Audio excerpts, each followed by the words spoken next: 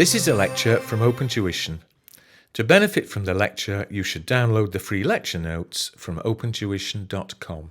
So let's go through and have a look at the group statement of profit or loss and other comprehensive income. It's the one that students tend to find the more difficult of the two. Everybody's tending to be happy with the group statement of financial position because you've got your standardized workings that you can follow. The group statement of profit or loss is a little bit more of a challenge just because there aren't those standardized workings. However, to combat that fact, what we have is a standard presentation format that, if you like, combines your group statement of profit or loss and workings together, so to speak. Okay. So remember, what we have is we have control over a subsidiary. We have influence over the associate. So we are going to consolidate the subsidiary on a line-by-line basis, revenue, costs, other comprehensive income. And then for the associate, we're going to equity account. So we're going to go through there and put in our share of the profit of the associate and our share of the other comprehensive income of the associate. First thing to go through and think about is thinking about profit or loss. So note at the top there, we have X12. So when we consolidate, remember the statement of profit or loss tells a period over 1 year, doesn't it?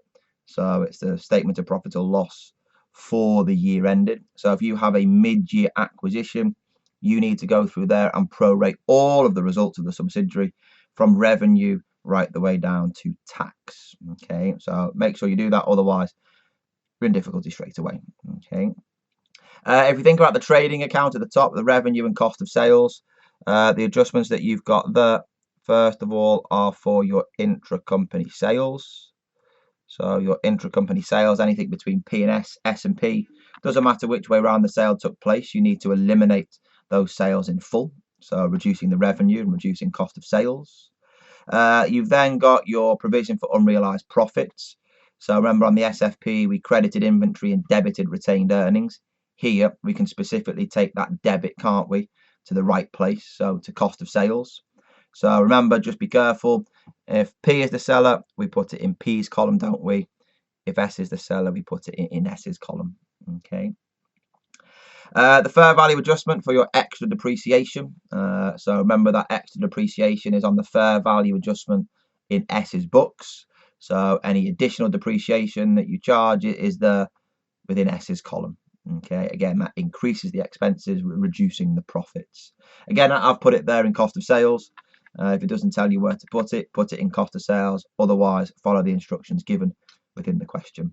Okay. As you work your way down, distribution, admin, impairments tend to get thrown into admin expenses, or if you want, you could throw it in as one material, one-off item and has it as a separate disclosure on the face of profit or loss, but tends to go there into admin. Again, when you're looking at your impairment, it will go into S's column if you have valued the NCI based upon fair value. The reason being is that if you valued the NCI on fair value, we have the full goodwill. So that goodwill belongs to the parent and the non-controlling interest. So if there is any impairment within it, we need to give the impairment to the non-controlling interest. We need to give the NCI their share of that impairment. And by putting it in S's column, that would then transcend. Alternatively, you could put it in P's column if we went through there and measured the NCI based upon your proportionate share of net assets method, because then that stops the NCI getting any share of the impairment. Pardon me, apologies there. You've then got your investment income. Again, add it across 100% line by line.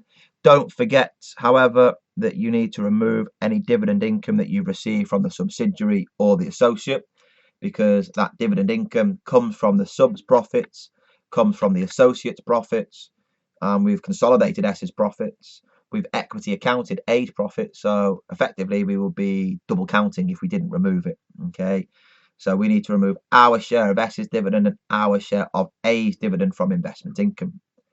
In the adjustments column there, finance cost, and is it there investment income? That there is any intra-company interest. So maybe the parent has lent some money to the subsidiary. On the SFP, the parent will remove the investment asset, the subsidiary will remove the liability, And what we have within profit or loss is there will be intracompany interest. So any interest income that the parent has received from the subsidiary needs to be removed from finance costs and investment income. Okay.